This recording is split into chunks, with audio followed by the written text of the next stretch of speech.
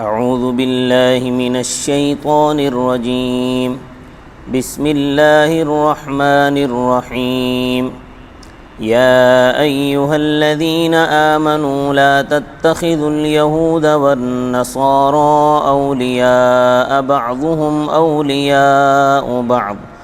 ومن يتولهم منكم فإنه منهم ان اللہ لا يهدي القوم الظالمین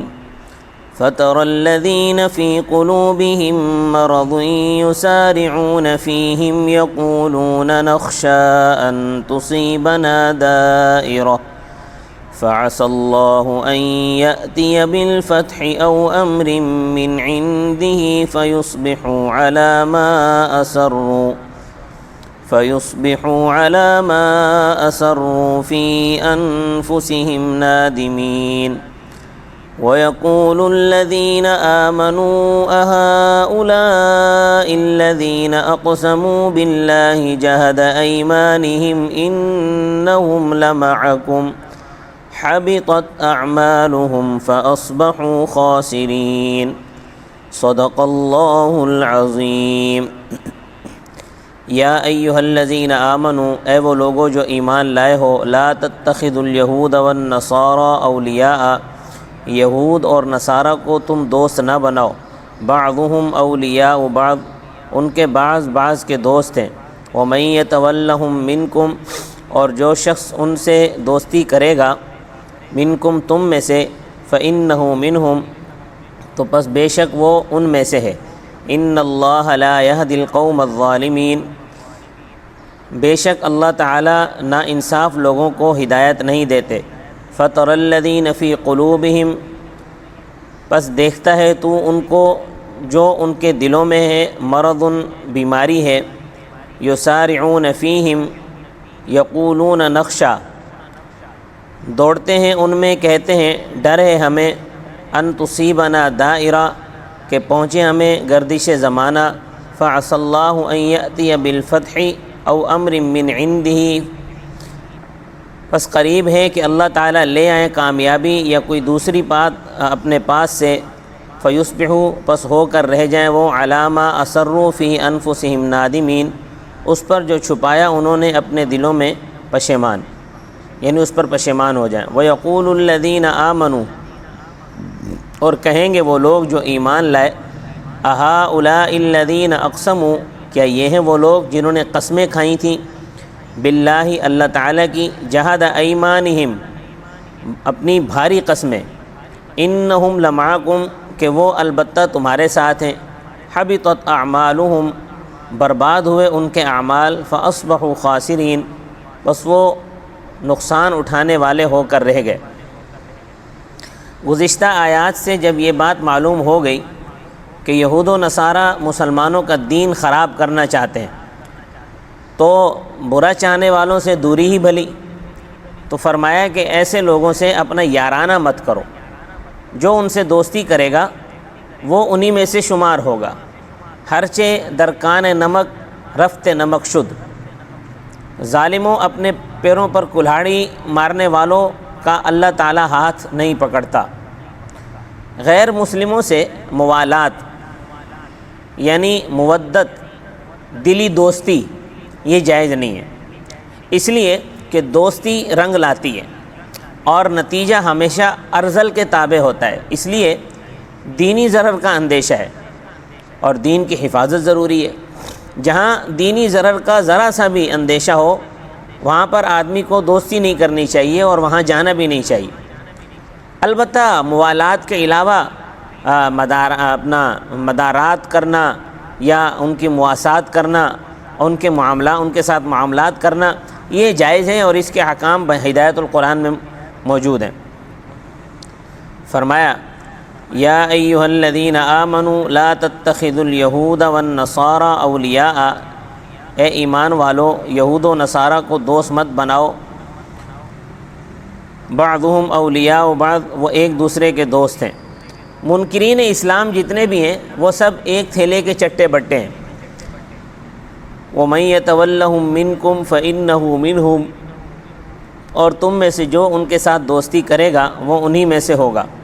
ان اللہ لا یہدی القوم الظالمین، اللہ تعالیٰ ظالموں کو راہ نہیں دیتے۔ ظالموں کو یعنی منافقوں کو اللہ تعالیٰ ہدایت سے ہمکنار نہیں کرتے۔ جب تک بندہ ہدایت کا ارادہ نہ کرے اللہ تعالیٰ اس کی دستگیری نہیں فرماتے۔ اب ایک آیت میں نفاق کی کرشمہ سازی اور اس کا جواب اللہ پاک بیان فرما رہے ہیں، اس کو سنیں۔ اس آیت کا شان نزول یہ ہے کہ انصار کا ایک قبیلہ تھا، قبیلہ خزرج۔ اس قبیلے کے سردار تھے حضرت سعد بن عبادہ رضی اللہ تعالیٰ عنہ۔ یہ بڑے مخلص مسلمان تھے، اور اسی قبیلے کا ایک بڑا آدمی تھا عبداللہ بن ابی، یہ منافقوں کا سردار تھا۔ تو ایک دن دونوں میں گفتگو ہوئی، عبداللہ بن ابی میں اور حضرت سعد بن عبادہ میں، دونوں نے آپس میں گفتگو کی۔ تو حضرت سعد نے عبداللہ سے کہا کہ تو یہودیوں کی طرف پینگیں بڑھاتا رہتا ہے، تو مخلص مسلمان کیوں نہیں ہو جاتا؟ کیونکہ اللہ کے ہاں نجات کے لیے یہ نفاق والا اسلام کافی نہیں ہے، تمہیں تو خالص مخلص بن جانا چاہیے، مسلمان ہو جانا چاہیے۔ تو عبداللہ بن ابی نے جواب دیا کہ مسلمانوں میں اور ان کے مخالفین میں جو کشمکش چل رہی ہے، ہمیں معلوم نہیں ہے کہ یہ اونٹ کس کروٹ بیٹھے گا، اس لیے کہ اگر ہم مسلمانوں ہی کے ہو کر رہ گئے اور فتح مخالفین کی ہو گئی تو ہم تو بڑی سخت مصیبت میں پھنس جائیں گے۔ تو بہتر یہی ہے کہ دونوں طرف سے راہ و رسم بنا کر رکھیں، دونوں طرف سے معاملات ہمارے ٹھیک رہیں۔ تو اللہ تعالیٰ جواب میں ارشاد فرماتے ہیں کہ بہت جلد اسلام کی فتح ہوگی۔ اس میں فتح مکہ کی طرف اشارہ ہے، یا اللہ تعالیٰ کی طرف سے کوئی اور بات پیش آئے گی، اور تمہارے حلیفوں دوستوں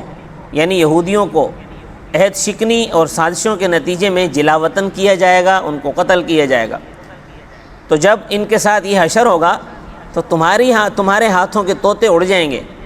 تم نے جو دلوں میں نفاق چھپا رکھا ہے تم اس پر پھر بعد میں بڑے سخت پشیمان ہوگے۔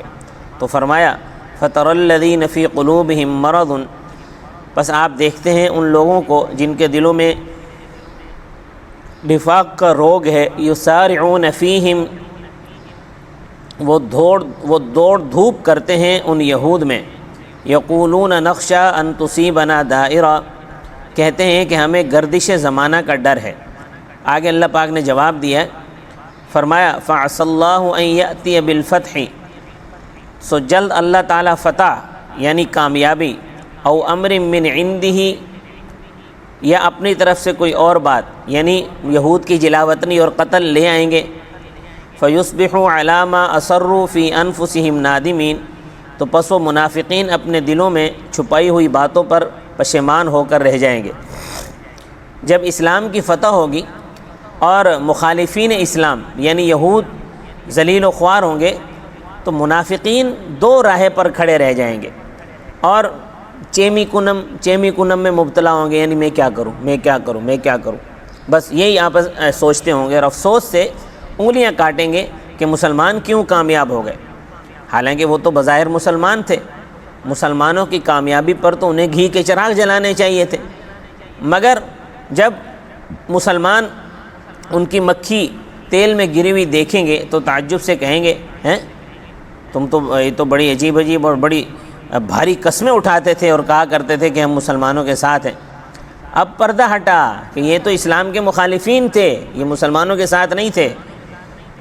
لیکن آج کل اللہ معاف فرمائے ہماری آنکھوں پر بھی اتنا پردہ پڑا ہوا ہے کہ پردہ ہٹنے کے باوجود بھی ہم حقیقت دیکھنا نہیں چاہتے۔ آج دنیا میں کتنے منافقین ہیں، منافقین گروہ در گروہ ہیں، اور وہ کھلم کھلا اسلام سے بیزاری کا اظہار کرتے ہیں، صحابہ کرام کو معاذ اللہ گالیاں دیتے ہیں، حضرت امی عائشہ صدیقہ رضی اللہ تعالیٰ پر، ام المومنین پر تہمت لگاتے ہیں، حضور صلی اللہ علیہ وسلم کے گھرانے کو داغدار کرتے ہیں، لیکن ہم لوگ انہیں منافق سمجھتے ہی نہیں ہیں۔ یعنی ہماری آنکھوں پر ایسا پردہ پڑ چکا ہے کہ کھلم کھلا ان کے اسلام کے ساتھ بیزاری کے باوجود بھی ہم زبردستی ان کو دائرہ اسلام میں داخل کرتے ہیں۔ ہم کہتے ہیں نہیں یہ بھی مسلمان ہے، یہ بھی مسلمان ہے۔ ہم جب بھی ان کا نام لیتے ہیں ہمارے لوگ تو کہتے ہیں شیعہ مسلمان۔ وہ بھائی خدا کا خوف کرو یار،